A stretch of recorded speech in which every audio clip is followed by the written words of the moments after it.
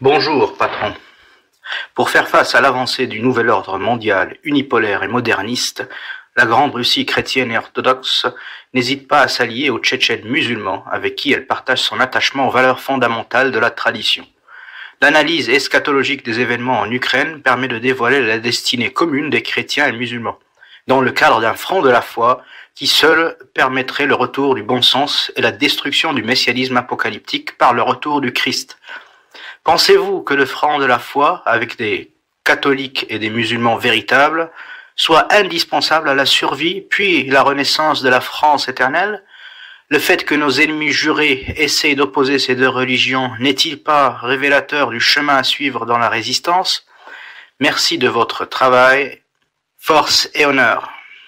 Je crois là que la réponse est dans la question. Cette personne a tout dit et de manière assez rigoureuse. Alors, c'est un sujet aussi intéressant parce que c'est depuis la naissance d'égalité et réconciliation, mon intuition, ma sensibilité et aussi mon raisonnement, que le salut, et notamment le salut de la France, ne pourra venir que d'un combat commun de la droite des valeurs, d'ailleurs pour défendre quelque chose qui est la morale matérielle la mieux ancrée, qui est la défense en fait de la gauche du travail, c'est-à-dire ce qu'on appelle le partage du travail et des richesses, la mise en relation de la production et de la consommation, qui est la morale matérielle la plus rigoureuse qui existe. Et j'ai toujours eu ce discours qui a été beaucoup combattu et parfois mal compris, que cette gauche du travail et cette droite des valeurs nécessitaient la coopération respectueuse dans le cadre du front de la foi des gens qui pratiquaient des religions qui, en fait, au-delà des manipulations, sont des religions sœurs sur les fondamentaux. Et c'était bien, pour moi, le christianisme dans sa version catholique et orthodoxe, ce que j'ai rajouté plus tard en m'y intéressant, et ce que j'appelle les vrais musulmans. Puisque quand on étudie l'eschatologie des trois religions monothéistes dites post-abrahamiques, on voit bien qu'il y a convergence des vrais chrétiens catholiques et orthodoxes et des vrais musulmans, qui ne sont pas les takfiristes et les wahhabites, sur le combat à mener à la fin des temps, avec qui et contre qui, contre le diable et avec les bons chrétiens et les bons musulmans. C'est écrit clairement dans les écrits de l'islam, et ça ne peut pas être écrit comme ça dans l'eschatologie chrétienne, puisque l'islam n'existait pas encore, mais ce sont les mêmes valeurs. Et pour preuve que Jésus-Christ est notre sauveur à nous, les chrétiens authentiques, mais c'est aussi pour les musulmans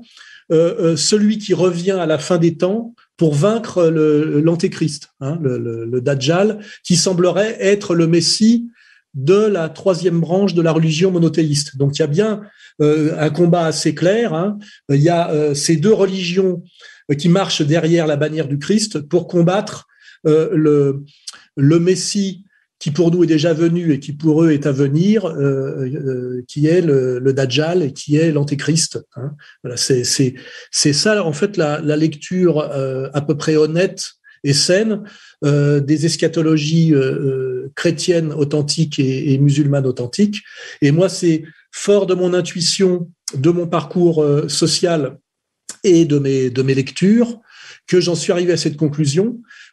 qui a été beaucoup combattue, je dirais, par les donc on citera pas Conversano, Papacito ou Rochdy, mais qui aujourd'hui semble totalement validée après des années et des années de crachats reçus par ce qui se passe en ce moment en Ukraine, où je dirais le meilleur représentant de la chrétienté authentique qui est Poutine, aujourd'hui montre que les Tchétchènes de Kadyrov sont ceux qui combattent sur le terrain par le sacrifice de leur vie ces ukro-nazis qu'on peut qualifier de et que c'est bien là que se passe le grand combat eschatologique en Ukraine en ce moment même, qui valide, je dirais, mes positions, et d'ailleurs la position, à n'en pas douter, de celui qui vient de me poser la question.